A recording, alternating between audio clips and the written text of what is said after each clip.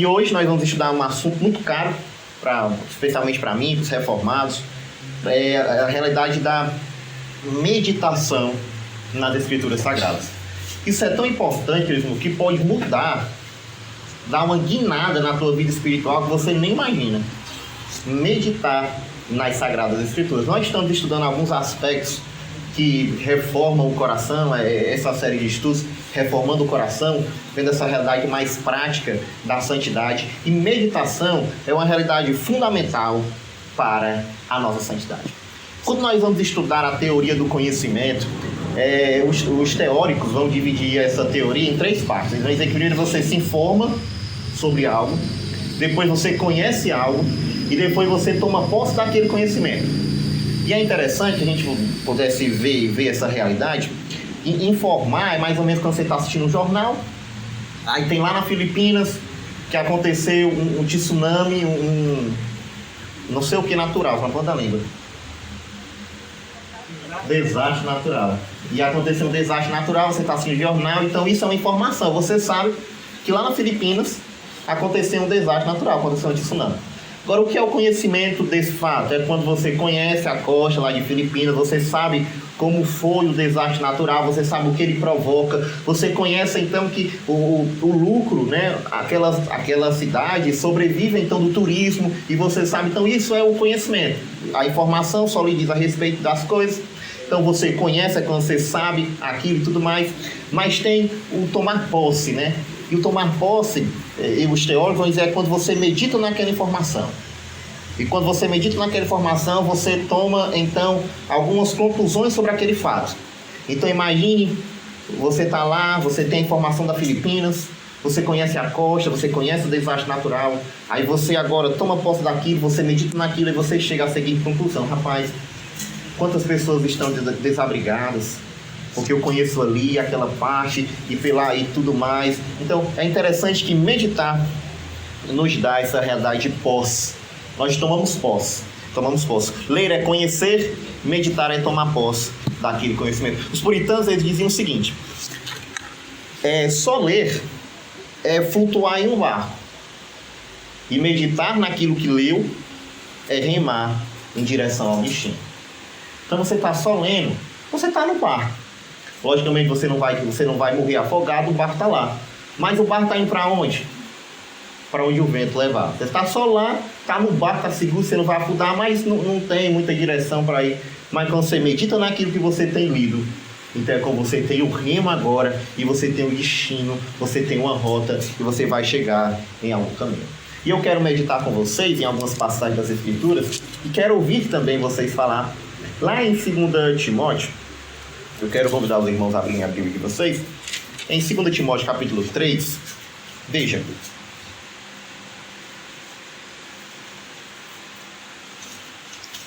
2 Timóteo capítulo 3, a partir do verso 1, e é interessante essa realidade da meditação.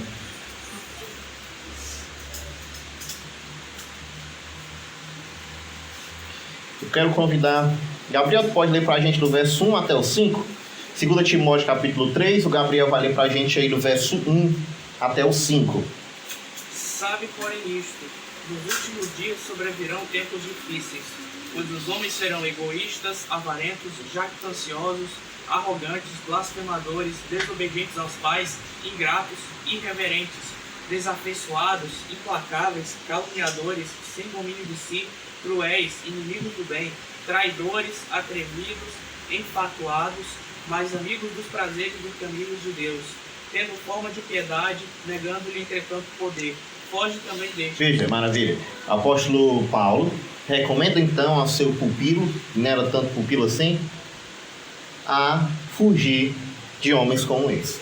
Aí no verso 6 ele fala o seguinte: olha, pois entre estes se encontram os que penetram, esses homens aqui, avarentos, ignorantes, desobedientes aos pais. Entre esses homens se encontram outros homens. Esses homens eles penetram, né, sorrateiramente nas casas e conseguem cativar mulherinhas sobrecarregadas de pecado, conduzidas de várias paixões.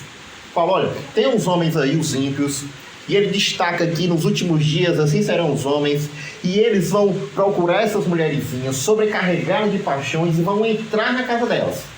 Atrás de dinheiro, atrás de alguma coisa, de status, alguma coisa como esse tipo. Aí Paulo agora vai falar da realidade dessas mulherzinhas.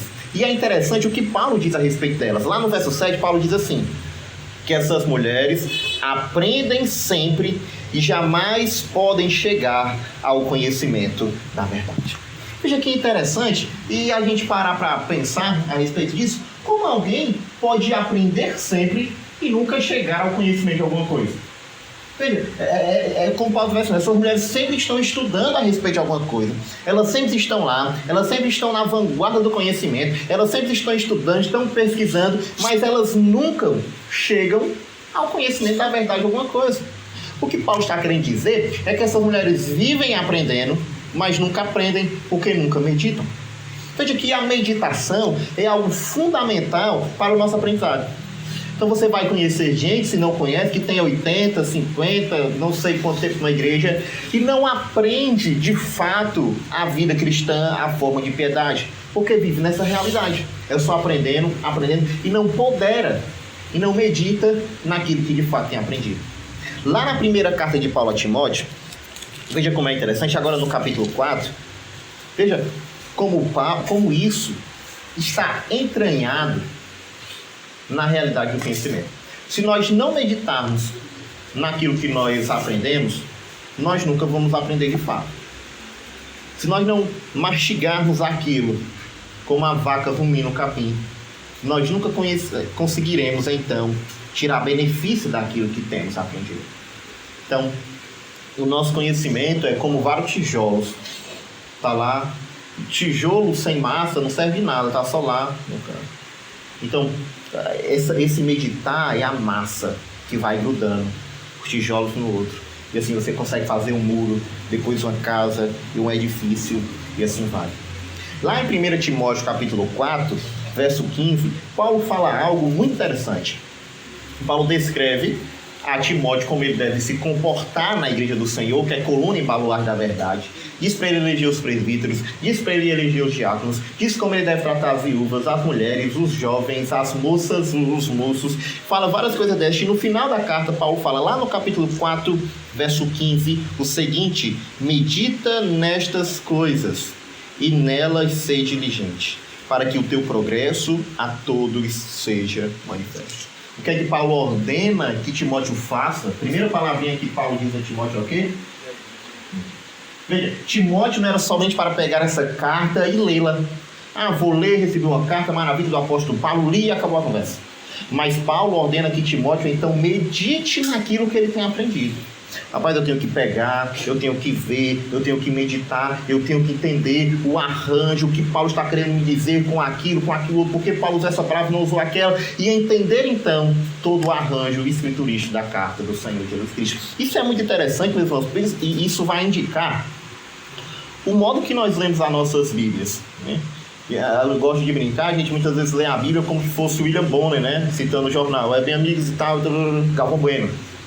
Bem amigos e tal, estou aqui, agradeço ao Senhor e tal, amém. Então, uma leitura desta forma é como se você não tivesse lido nada. Quem lê desta forma é como se de fato não tivesse lido. E nós temos então aqui Paulo ordenando a Timóteo: não somente leia isso, mas medite nisso para a glória do Senhor. Quando nós vamos lá para Atos, eu quero que você veja comigo Atos 4. Eu quero que você veja a seriedade. Nós estamos introduzindo um assunto, e é interessante que nós percebamos isso. Atos 4, lá no verso 25.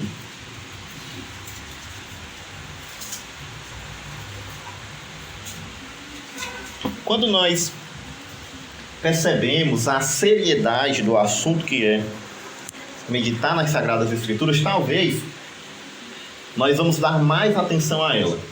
Mais atenção, eu sempre gosto de falar daquela citação do Thomas Brooks, puritano, que não é o toque na abelha, o toque da abelha na flor que produz o mel, mas a sua permanência lá dentro. Então assim é a meditação. Assim, a leitura das Escrituras. Não é somente a leitura despreparada, desprendida, que vai trazer a piedade e a santificação, mas o meditar nela de forma diligente. Quando nós olhamos Atos, capítulo 4, verso 25, nós temos uma citação aí do Salmo capítulo 2. O Salmo 2, perdão. E a tradução grega aqui dessa palavra aqui, porque se enfurece os gentios e os povos imaginaram coisas vãs. É a mesma tradução por meditar. O que Lucas está escrevendo, o discurso de Pedro, é o seguinte: os povos vivem meditando coisas vãs. Então, o ímpio, quando nós olhamos para o Salmo 2, vamos lá para o Salmo 2 para ficar mais claro? Lá para o Salmo 2,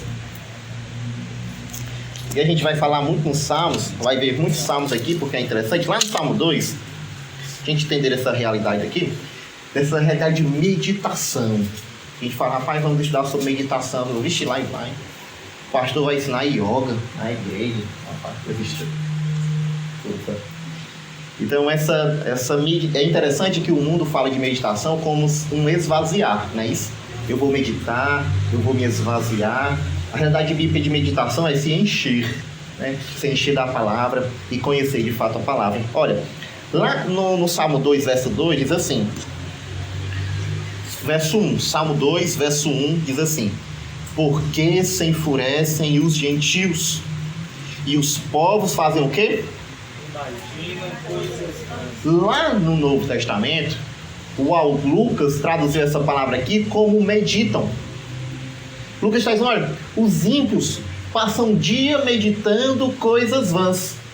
Passam o dia meditando. Se você for, imagina, o cara está lá no presídio, aí o cara não faz nada da vida. Aí diz, rapaz, nós vamos telefonar para os outros, inventar um sequestro. E eles vão aprimorando, e eles vão fazendo outros métodos, eles vão fazendo outro, que nem aquele desenho lá do cérebro e do Pink, era esse? Que ficam imaginando como vão conquistar o mundo. E essa é a realidade do ímpio. Então, os ímpios passam um dia imaginando coisas vãs, eles passam um dia meditando em coisas vãs, em como pecar mais, em como negligenciar mais o Senhor, segundo o Salmo 2, em como se livrar da lei do Senhor. E nós, como cristãos, devemos também passar o dia meditando na lei do Senhor. Então, para a gente caminhar aqui, eu quero ver um ponto com vocês muito importante, que é o seguinte, que o cristão tem o dever de meditar na lei do Senhor todo dia. Quando nós olhamos lá o Salmo 119, abra comigo aí, no Salmo 119, e eu quero que você veja isso com bastante cuidado. Salmo 119, lá no verso 97, é um dever do cristão meditar. Eu não estou falando de ler, eu estou falando de meditar na palavra do Senhor todo santo dia. Um dia mais e outros menos, mas você sempre tem que meditar, sempre tem que estar lá. Nem que, se possível, algum versículo, alguma coisa do tipo, mas nós temos o dever, a obrigação de meditarmos na palavra do Senhor. Quando nós olhamos o Salmo 119, só o verso 97, os irmãos podem ler uma sua voz? Salmo 119, verso 97. Quanto amo a tua lei, é a minha meditação todo dia. Veja, a meditação do salmista dessa lei não era uma vez na semana. A gente pergunta às vezes para algum irmão, rapaz, como é que está a tua leitura da Bíblia? A pessoa, tá boa, tá bem. Estou lendo 2 vezes na semana. Rapaz, você tem que ler todo dia. Eu leio quarta e domingo. E é quando a pessoa está na igreja. Então, veja, a meditação do salmista aqui na lei do Senhor não é esses dias esporádicos, mas é todo dia. E é interessante, quando nós olhamos e nos aprofundamos mais na palavra do Senhor, nós percebemos que uma coisa que caracteriza a nossa leitura bíblica é o quê? Uma coisa que caracteriza a sua leitura bíblica, você acontece assim, eu resumo a minha leitura bíblica em uma. Qual seria? Vocês sabem. Outra. Inconstância. Não é verdade ou não é verdade? Então passa por esses momentos de constância e tudo mais. Só que é nossa obrigação, queridos irmãos, abandonar essa inconstância. Deixa marcado o Salmo 119 e vamos lá para Tiago, capítulo 1. depois de Hebreus. É interessante como Tiago destaca aqui esse homem inconstante. E ele liga esse homem inconstante à incredulidade. Ou faz o contrário. Esse homem que é incrédulo, ele é sempre inconstante. Então nós devemos perceber que isso é um sinal amarelo sobre a nossa vida de piedade. Mas por que eu não consigo manter uma constância na minha vida devocional? Por que eu não consigo, então, viver essa meditação e sempre meditar na lei do Senhor, como o salmista fazia? Tiago nos diz que esse homem, de ânimo dobre, está marcado por sua incredulidade. Veja, Tiago, capítulo 1, a partir do verso 5, diz assim, Tiago, capítulo 1, verso 5, diz assim: se, porém, algum de vós necessita de sabedoria, peça a Deus, que a todos dá liberalmente, nada lhes improspera, e se-lhe-á concedido. Tiago olha para o homem. Nós sabemos que Tiago é o Provérbios do Novo Testamento. Tiago olha, vocês precisam de sabedoria, então vocês devem fazer uma coisa, vocês devem pedir a Deus. E Deus vai dar sabedoria a todos. Ele não vai lhe negar, ele não vai jogar no seu rosto, né? Nós pregamos essa carta de aqui, não vai dizer, olha, você lá no passado me negou, agora você está atrás de mim querendo sabedoria, não vou dar não. Deus não faz isso, mas ele nos dá essa sabedoria. Só que Tiago acrescenta como nós devemos pedir. E lá no verso 6, Tiago fala, peça essa sabedoria com fé, em nada duvidando, pois o que duvida é semelhante à onda do mar, impelida e agitada pelo vento. Peça com fé, não duvide. Não é, rapaz, eu vou pedir. Eu nem sei porque eu vou pedir, eu nem sei porque eu vou orar, porque eu sei que não vai atender mesmo. É aquela oração, eu sempre gosto de brincar. Não é brincando, mas essa é a nossa realidade muitas vezes. Tem alguém doente na família, aí chama a gente para orar, a gente, Senhor, conduz os médicos, né, gente? E nunca pede, Senhor, cura essa pessoa pela graça do teu nome. Oração do justo pode muito ter seus efeitos. Quem só pede para cuidar dos médicos, né? Senhor, usa a mão do médico. E a gente é tão pobre, né, espiritualmente, que nem se atenta para essa realidade maravilhosa. Senhor, cura, se essa for a tua vontade, se esse for o teu querer. Então Tiago diz, olha, peça por fé, porém não peça duvidando não.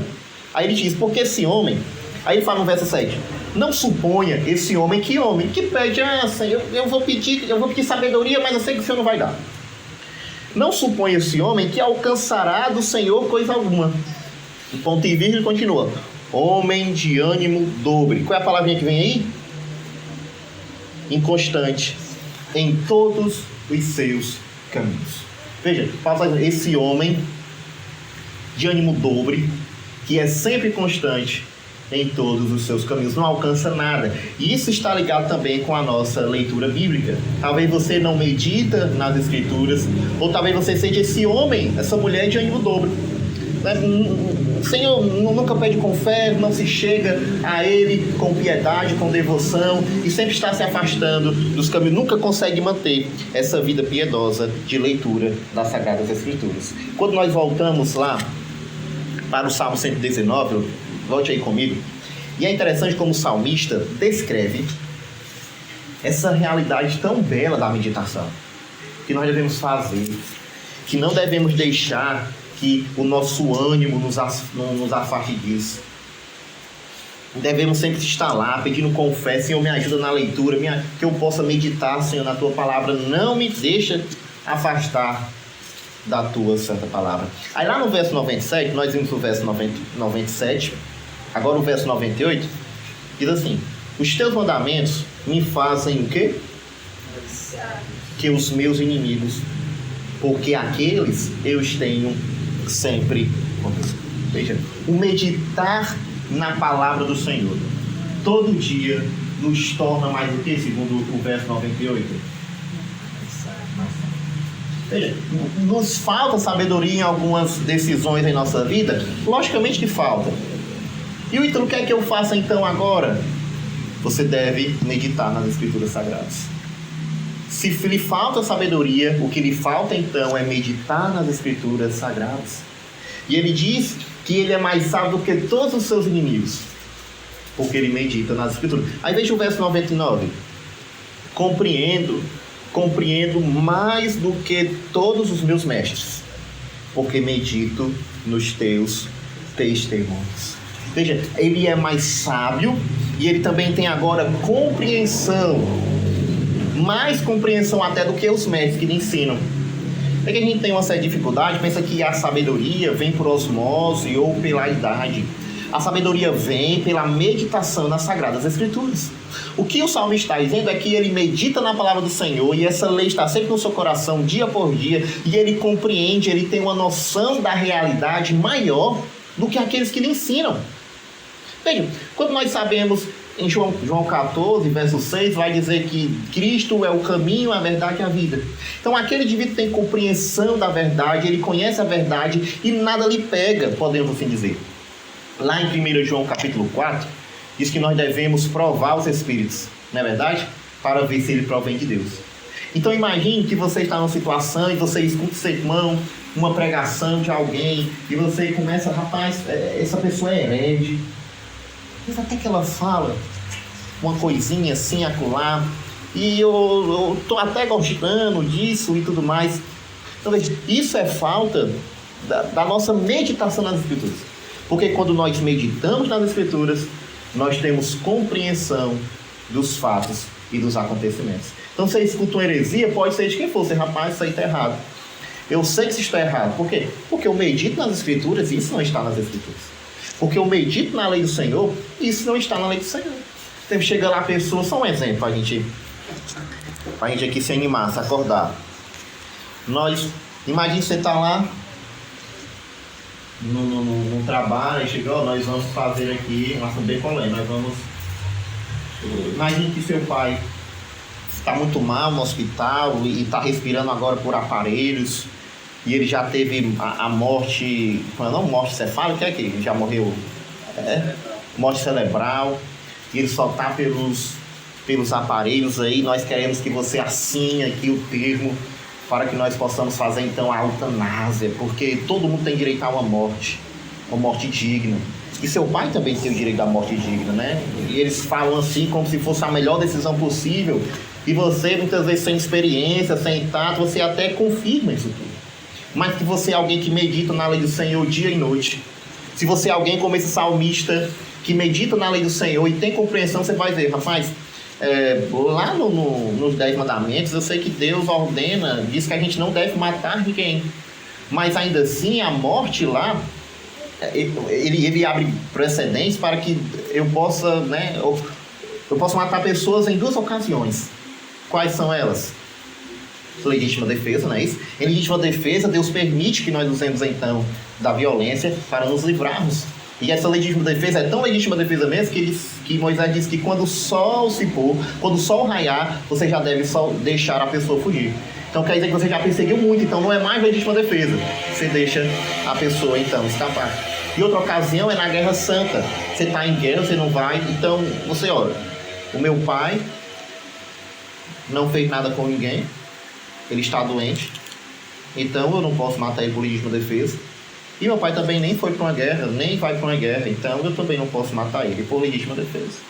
Então você compreende que isso é pecado e não pode fazer. Você se lembra lá de Saul, que quando foi ferido, disse para o moço dele, me mate, porque é um traje para mim morrer por esses filisteus, eu quero que você mate, eu prefiro morrer por um israelita do que pelo filisteu.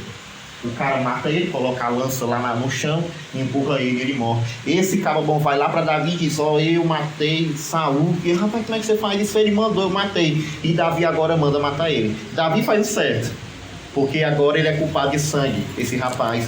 E Davi manda matar esse jovem. Você sabe, eu não posso tirar a vida de uma pessoa dessa. Deus vai tirar. Se já ocorreu essa morte, ele pode ter 3 anos ainda e tudo mais, e vai ficar sofrendo, Deus vai fazer do jeito que Ele quer. Então, quando você tem esse time, quando você medita nas Escrituras, as passagens estão sempre na sua cabeça, você vai ter compreensão maior do que os próprios mestres, seus próprios mestres. Quando nós olhamos lá para Efésios, capítulo 4, eu quero que você veja comigo, e é importante, queridos irmãos, nós meditarmos nas Sagradas Escrituras. Efésios 4, lá no verso 14, veja só como é interessante.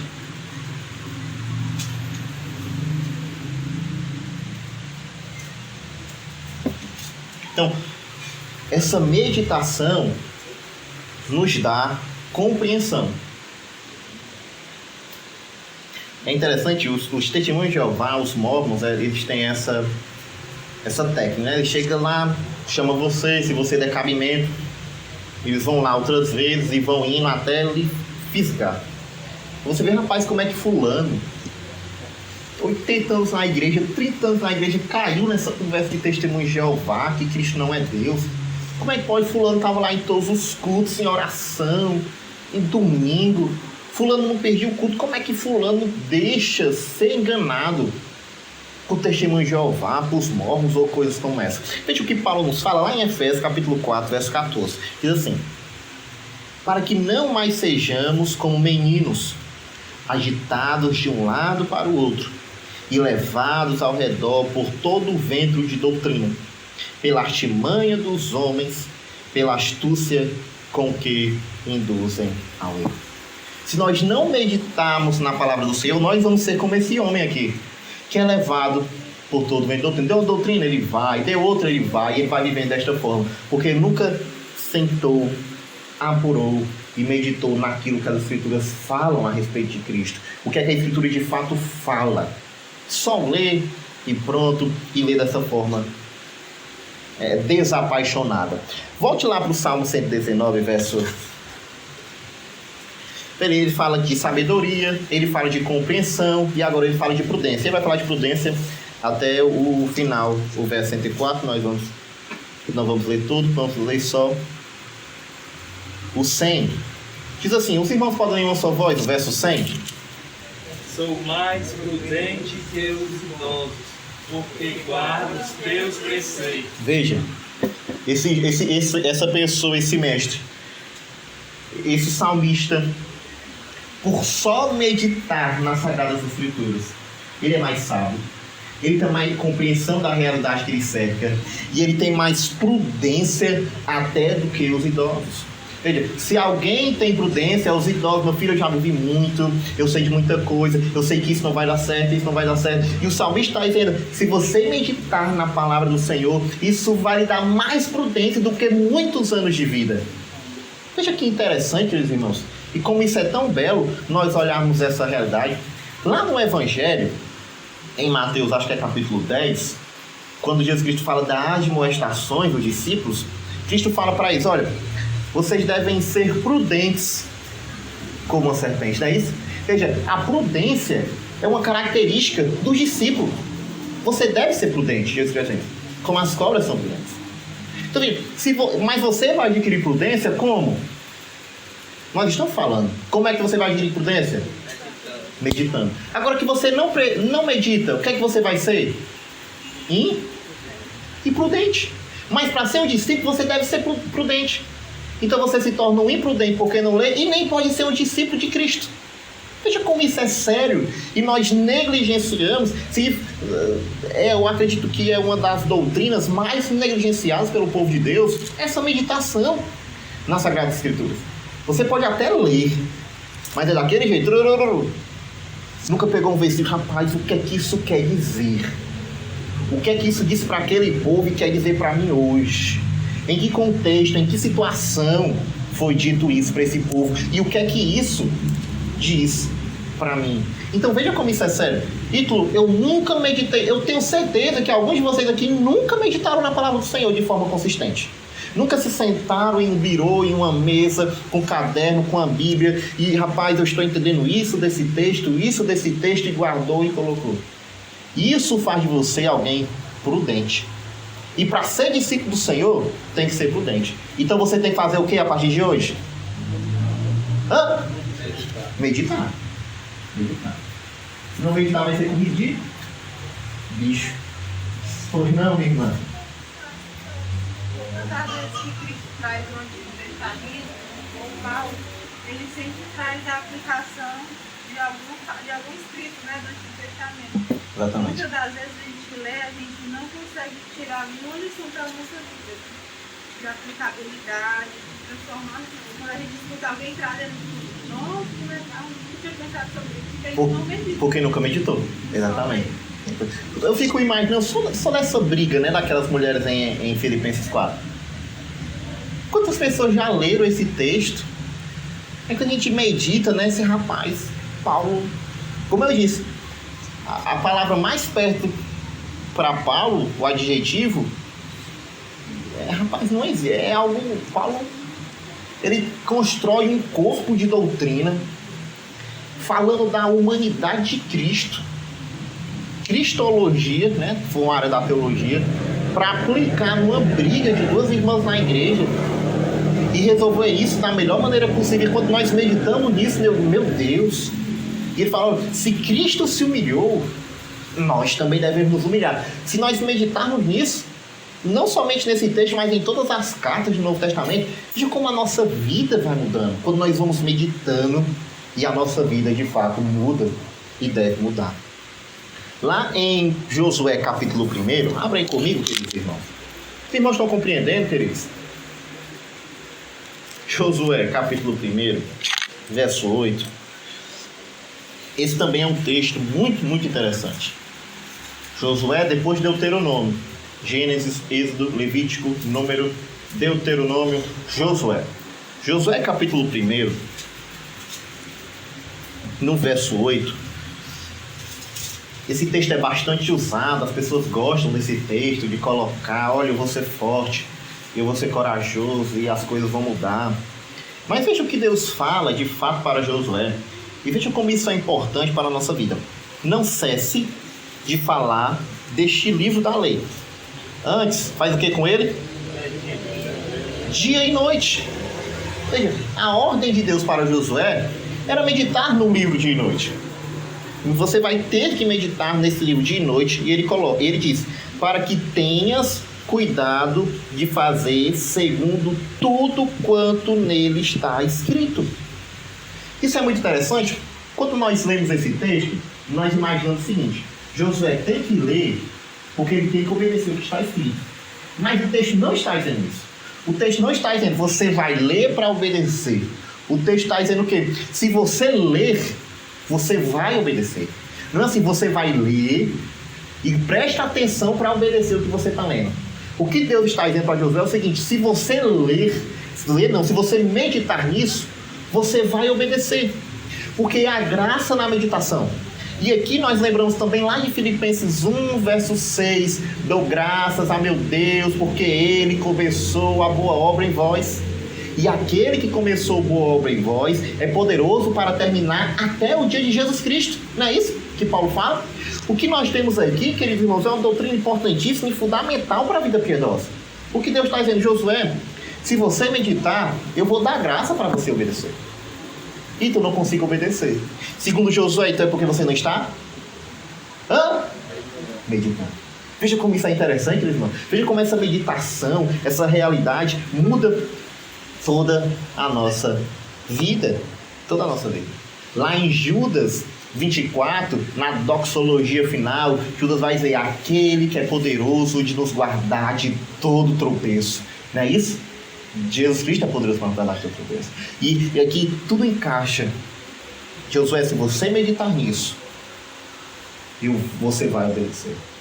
E ele diz mais, ele ainda garante sucesso para Josué. E ele diz lá no: não cesse de falar desse livro da lei, antes medita nele dia e noite, para que tenhas cuidado de fazer segundo tudo quanto nele está escrito. Veja, então farás prosperar o teu caminho e serás bem sucedido. Ela falou: olha, eu vou meditar porque eu vou ter sucesso e a minha vida vai mudar e tudo mais. O sucesso aqui de Josué é um sucesso específico de levar o povo do Egito para Canaã, não é isso? Então Josué cumpre isso. Josué de fato tem sucesso porque ele medita no livro. E o que é mais impressionante, meus amigos, isso aqui a gente olha para a nossa vida. O Josué aqui, vamos dizer, é um guerreiro que, se você ler o livro de Josué, você vai ver muito sangue. Josué sempre está brigando com alguém, com os povos, para entrar na Canaã. Ele até expulsa gente que já está na Canaã lá e mata algumas pessoas.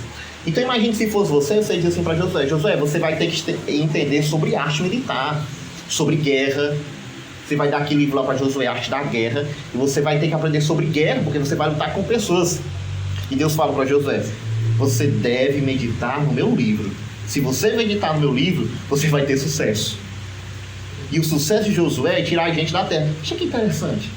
Muitas vezes nós olhamos para o ministério, nós vamos que sucesso ministerial é administrar bem uma igreja, de construir templos, de não sei o que, de coisas como essa. O sucesso de um homem de Deus é meditar no livro sagrado. E se ele meditar no livro sagrado, ele vai ter sucesso. Eu estava lendo uma reportagem hoje, o cara, olha, interior do Maranhão, Croatá. Aí a cidade tem, parece que é menos de 30 mil pessoas e lá já tem mais de 46 templos de uma determinada igreja construída. Ele, olha, nós construímos 2 templos por ano. Rapaz, um sucesso ministerial incrível. Quando nós olhamos para o livro sagrado, Deus diz para Josué que o sucesso dele não está, né, em conquistar, não está em fazer essas coisas, mas de meditar no livro. Josué, você tem que ser o homem do livro. Se você for o homem do livro, você terá sucesso na sua vida. E nós teremos, queridos irmãos, sucesso em nossa vida. Nós vamos fazer aquilo que nós nascemos para fazer, que é glorificar a Deus. Quando você, de fato, estiver meditando no livro sagrado. Você vai ter o senso de vocação, né, preenchida na sua vida. Eu quero que vocês abram a Bíblia de vocês no Salmo 1. É um salmo conhecido. Veja como é interessante esse salmo. Maravilhoso esse salmo aqui primeiro.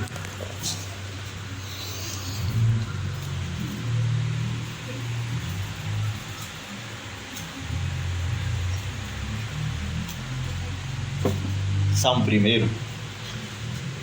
É um salmo conhecido. A gente conhece muito bem esse salmo. Mas eu quero ver com vocês somente o verso 2.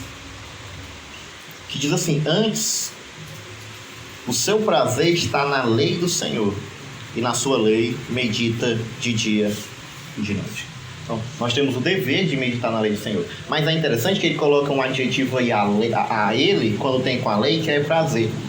Diz: eu tenho prazer de meditar nessa lei. Eu tenho prazer de estudar a lei, de meditar na lei do Senhor. E aqui, queridos, não pode ser para você algo terrível, né? Rapaz, vamos estudar a Bíblia? Deve ser, rapaz.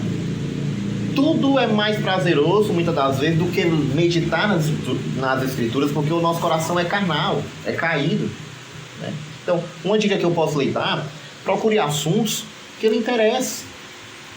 Rapaz, eu queria entender a doutrina da predestinação, da eleição. E procure sobre assuntos como esse e comece a estudar devagarzinho, né? Reserve 10 minutos, 15, 20 minutos. Você vai começar, rapaz, eu vou ler números. Você não vai conseguir ler números, só genealogia. Você já não tem o hábito de ler. Ainda vai ler um livro como esse? Então pega um livro pequeno, pega Filemon, caixinha pequena, só tem 4 parágrafos. Rapaz, eu vou fazer um resumo de cada parágrafo e no final fazer um resumo de todo o livro. Vou conseguir entender aqui a ordem, a estrutura do texto. Eu vou meditar o que Paulo queria fazer aqui com esse homem, por que Paulo mandou ele e tudo mais. Então, pegue algo que lhe interessa, para que você possa dizer como salmista: eu tenho prazer nisso. Que o horário da sua meditação possa ser o horário mais esperado por você. Que você, rapaz, graças a Deus, chegar em casa e eu vou meditar naquele texto, eu estou me debulhando sobre ele e estou achando ele incrível. Então nós temos esse dever de meditar na lei do Senhor todo dia. E a lei tem que ser prazerosa para nós, mas isso não vai vir de graça, né? Você não vai, oh, que maravilha ler a Bíblia, porque o nosso coração é distante do Evangelho. Mas quando você de fato se compromete, Deus ajuda. O pessoal diz, né? Como diz o versículo, como diz a Bíblia, Deus ajuda quem cedo madruga, né? Rapaz, onde é que está isso na Bíblia, né? Mas Deus de fato ajuda, queridos irmãos. Então, nós temos o dever de buscarmos essa meditação todo dia. E por fim não. E um segundo ponto aqui que eu quero falar para os irmãos é que essa busca por santidade, se você quer ser mais santo, você deve meditar nas Escrituras. Lá no Salmo 63, deixa comigo aí, ó.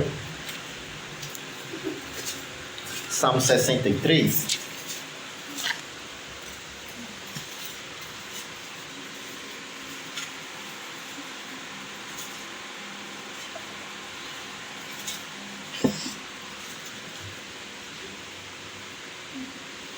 Veja, se você quer de fato ser santo, se você busca por uma vida de santidade, você deve saber que essa busca vai passar por meditar nas Escrituras. Ninguém consegue ser santo se esse não passar pela meditação das Escrituras Sagradas. Se você vê o verso 1, Salmo 63, verso 1, os irmãos podem ler uma sua voz, Salmo 63, verso 1. Ó Deus, tu és meu Deus forte, eu te busco ansiosamente. A minha alma tem sede de ti, meu corpo te almeja, como terra árida exausta sem água. O salmista falando da sua santidade, Senhor, eu te procuro, eu te busco, meu corpo te almeja, eu estou uma terra árida, exausta, eu quero te procurar, eu quero te ver, eu quero te provar, Senhor Deus. Aí lá no verso 6, o salmista diz assim: no leito, quando de ti me recordo, e de ti o quê? Medito durante a vigília da noite. Ele vai descrevendo como ele vai buscando o Senhor, e uma coisa que ele diz é: a minha meditação na vigília da noite. Veja, se você quer provar mais do Senhor, se você quer buscar o Senhor, você deve meditar nele. Pode ser em outra hora, não é especificamente na vigília da noite, né? A oração da madrugada, que a fila é mais curta, coisas como essa, mas você deve meditar no Senhor. Você deve, de fato, se você quer provar o Senhor, se você quer ter essa experiência com o Senhor, você deve meditar nas Sagradas Escrituras. Deve, como a abelha, pousar na flor e permanecer lá muito tempo, tirando tudo que ela pode lhe dar. Então sair daquele texto. Medite, porque isso faz parte da sua santificação. Ítalo, como é que eu sei que eu estou lendo a Bíblia, buscando santificação e meditando nela? Uma coisa muito interessante, você pode medir isso, é quando você toma resoluções. Quando você está lendo a Bíblia, você está meditando nela, aí você entende o que o texto quer dizer, você tira uma resolução daquele texto. Isso é a santificação que o salmista está procurando. Rapaz, eu entendi o que o texto está dizendo, que eu me abstenha da prostituição. Primeira Tessalonicenses, lá no capítulo 4. Essa é a vontade de Deus para a vossa vida, que vos abstenhais da prostituição. Aí ele vai descrevendo lá o texto. Aí você lê assim: rapaz, tem algo na minha vida que como cristão, não faz parte da minha vida. E eu lendo esse texto, eu entendi que eu não posso fazer isso, e eu tomei essa resolução. Veja, você meditou de forma santa, e essa meditação trouxe para você essa resolução. Isso é muito belo, queridos irmãos, quando isso acontece. Nós devemos meditar também, porque aquele que medita bem, fala bem. Veja, Provérbios, é interessante isso. Provérbios capítulo 15. Existem pessoas sempre que falam mal, sempre falam o que não devem falar, sempre falam na hora errada, de forma errada, que sempre ela sabe, se abrir a boca vai ferir, e as pessoas também sabem, se fulano vier, ele vai ferir todo mundo, vai baldear o coreto, é o acaba racha. Então, as pessoas até evitam, não sei se você é essa pessoa, mas não conte para fulano não, porque vai dar confusão. E a tribulação é grande, mas isso acontece quando nós não meditamos na palavra do Senhor, porque se nós meditarmos na palavra do Senhor, nós vamos falar bem para a glória de nosso Senhor e Salvador Jesus Cristo.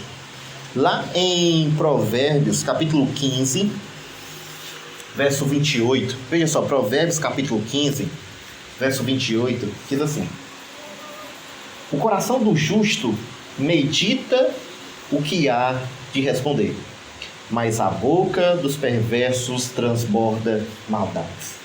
O coração do justo está meditando, né? Rapaz, será que é o momento? Será que é o momento certo? Eu posso falar isso em outros momentos? Vai ferir fulano, vai ferir cicrano. E o justo fala bem porque de fato medita bem. Quando nós olhamos lá para a vida de Maria, e eu quero que você veja isso, abra sua Bíblia lá em Lucas capítulo 2. E é impressionante isso, como Maria mostra a sua piedade quando ela se cala. Isso é impressionante. Maria teve a vida, aconteceu uma reviravolta na sua vida, uma jovem, você está grávida, sem ser casada, o que é que vão falar de mim, o que é que vão dizer de mim? Mas Maria, imagine o que Maria podia fazer, podia falar, olha, eu não entendo, mas Maria mostra a sua piedade quando ela se cala, porque ela medita. Então, a pessoa que medita bem, ela sabe que tem hora que não é bom, não é de bom tom falar. Não é que seja pecado ou que não seja pecado. Mas aí, Maria pensou contra não. É melhor eu não dizer nada aqui. Depois eu falo, depois eu... E é interessante que isso marca a vida de Maria. Sempre ela se cala. Em alguns momentos ela fala, quando ela fala, ela pega, né? Quando ela chama Jesus para fora, diz, mas quem é minha mãe, quem são meus irmãos, se não são vocês aqui que estão ouvindo a palavra do Senhor. Mas em algum momento ela se cala e tudo aquilo fica em seu coração. Lá em Lucas capítulo 2, verso 19, veja, Lucas 2, 19, diz assim, Maria, Lucas 2, verso 19, Maria, porém, guardava todas estas palavras, fazendo o quê? No caso, veja, o anjo encontra Maria, os pastores encontram Maria, Maria não diz nada, guardando aquilo, meditando em seu coração. Se você quer falar bem, você deve meditar. Muito bem. Lá na primeira carta de Pedro, veja aí comigo, primeira carta de Pedro, do apóstolo Pedro, capítulo 3, veja como é interessante essa passagem. 1 Pedro, capítulo 3, verso... Veja só o verso 15.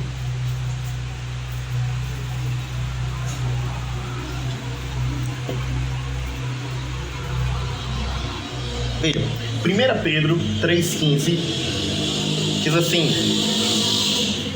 1 Pedro 3,15, antes, santificai a Cristo como Senhor em vosso coração. Isso é santidade. Aí veja o que ele diz,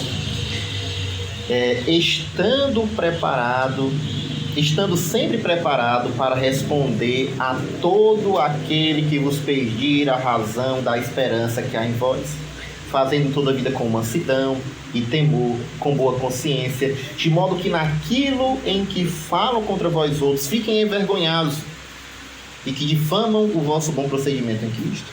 Veja como é interessante, Pedro, olha, você vai dar a razão da tua esperança para aquelas pessoas que vão lhe pedir.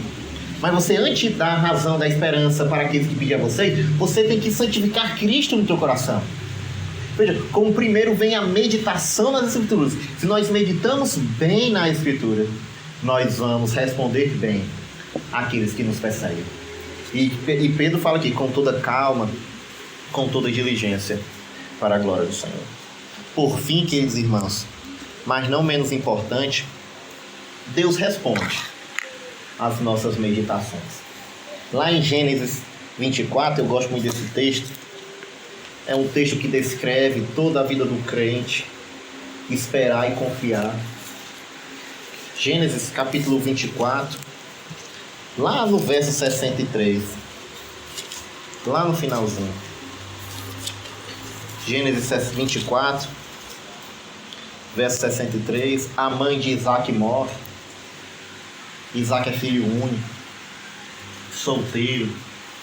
Imagina a cabeça desse rapaz, papai já velho, sem força, sem vigor. Mamãe já morreu, já ele morre. Eu não vou dar descendência para o meu pai, que vergonha. Vamos morrer e o nosso nome vai ficar aí. Então aquele jovem, veja o que diz o verso 63. Sai Isaac ao quê? Veja, Isaac, diante disso tudo, ele sai para meditar. Ele vai para ponderar o que está acontecendo. E ele diz que ao cair da tarde, perceba, o que parece é que Isaac passou o dia meditando. Isaac com essa perturbação na mente, mamãe morreu, não tem esposa, e agora a linhagem, tudo se acabou. Ele vai para o campo e ele passa o dia meditando naquilo, ponderando aquilo, o que vai fazer, como vai fazer. Então ele levanta a cabeça ao cair da tarde, à noitezinha, decidindo ir embora talvez, e diz que erguendo os olhos viu, e eis que vinham camelos. Viu aquele camelo. E no verso 24 diz também, Rebeca levantou os olhos e vendo Isaac, apeou o camelo e perguntou ao servo, quem é aquele homem que vem pelo campo ao nosso encontro? E o seu senhor respondeu, então tomou ela o véu e se cobriu. O servo contou a Isaque todas as coisas que havia feito. Isaque conduziu até a tenda de Sara, mãe dele, e tomou a Rebeca, e esta lhe foi por mulher. Ele a amou. Assim foi Isaque consolado depois da morte da sua mãe. Isaque vai meditar e Deus responde às suas orações. Muito maravilha. Vai entender o que está acontecendo, vai ponderar o que está acontecendo. E Deus responde a oração daquele homem. Isso é muito legal. Isso é impressionante. Veja como nós devemos, então, querido irmão, dedicar mais à meditação das Escrituras. Tem uma resolução hoje mesmo, uma resolução santa. Separar um caderno, vou comprar um caderno, aqueles post-itzinhos, fazer uns rascunhos, vou meditar nas Escrituras. Não vou ter pressa para terminar o livro da Bíblia. Eu vou ler cada capítulo e vou tentar entender cada capítulo, vou meditar naquilo, vou orar sobre aquilo e vou pedir a Deus compreensão sobre aquilo. Pode ter certeza, como a gente brinca, se você fizer isso, querido irmão, eu não tenho dúvida como a tua vida vai mudar. Amém? Amém.